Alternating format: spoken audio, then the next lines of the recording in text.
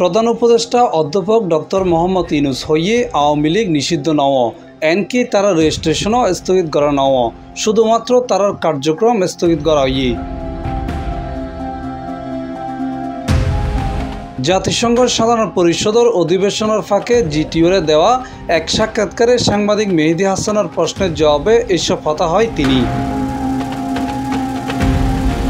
প্রধান উপদেষ্টা হইয়ে কার্যক্রম স্থগিত হয় তারা হন রাজনৈতিক কর্মকাণ্ড গরিব না পারিব তারা ইয়েন দল হিসেবে বৈধ কিন্তু তারার কার্যক্রম কিছু সময়ের স্থগিত করা হইয়ে জিহনের সময় তারার কার্যক্রম সচল হতে পারে।